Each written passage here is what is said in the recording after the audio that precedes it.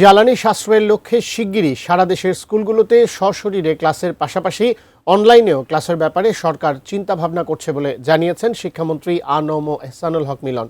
আর স্কুলের সময়ে যানজট কমাতে বিকল্প খোঁজার পরামর্শ দিয়েছেন প্রধানমন্ত্রী।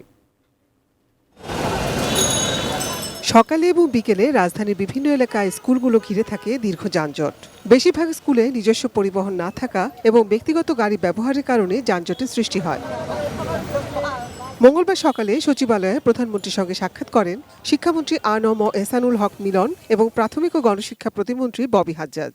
এরপর জ্বালানি পরিস্থিতি নিয়ে প্রধানমন্ত্রীর সভাপতিত্বে অনুষ্ঠিত হয় উচ্চ পর্যায়ের বৈঠক। এ বৈঠক শেষে শিক্ষামন্ত্রী বলেন, শিক্ষা মন্ত্রণালয়কে রাজধানী স্কুলগুলোর সময় কিভাবে যানজট কমানো যায় তার বিকল্প পন্থা খুঁজে প্রস্তাব দেবার পরামর্শ দিয়েছেন প্রধানমন্ত্রী তারেক রহমান। নতুন বাংলাদেশ গড়তে এলো জুলফিকার স্টিল। জুলফিকার স্টিল, ইস্পাত দৃঢ় অঙ্গীকার। ট্রাফিক রয়েছে, এই নিয়ে আমাদের বিভিন্ন চিন্তা ভাবনা রয়েছে। স্কুলগুলোকে তারা নতুন করা, মানে বাস সিস্টেম করা, ইন্ট্রোডিউস করা, বাসে আসা, এই সেগুলো নিয়ে ভাবনা চলছে। ইলেকট্রিক বাস, ব্যাটারি সিস্টেম বাস, সোলার এনার্জি বাস, এগুলি কিভাবে আমরা এই প্রবলেম ফেস করতে পারি, এগুলি নিয়ে next cabinet meeting discussion will propose. মাননীয় প্রধানমন্ত্রী ডিরেকশন দিয়েছেন আমাদেরকে, সেই ওনার ডিরেকশন অনুযায়ী আমরা কাজ করছি। দেশে জ্বালানি সাশ্রয়ের প্রধানমন্ত্রী নানা নির্দেশনা দিয়েছেন। বিশেষ করে মেট্রোপলিটন এলাকাগুলোতে সশরীরের পাশাপাশি অনলাইন ভিত্তিক ক্লাস চালুরও চিন্তাভাবনা চলছে বলে জানালেন শিক্ষামন্ত্রী।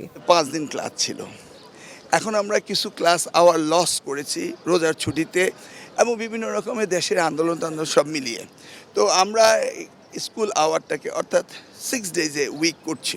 ইন দ্য মিন টাইম আমাদের ফুয়েল ক্রাইসিস, ইন্টারন্যাশনাল ক্রাইসিসের কারণে আমরা ভাবছি যে ব্ল্যান্ডিং করা যায় কিনা, অন এবং অফ আসবে এবং অনলাইনে, সেটা নিয়ে আমরা আলোচনা করেছি। Nazia Afrin, ATN news, Dhaka.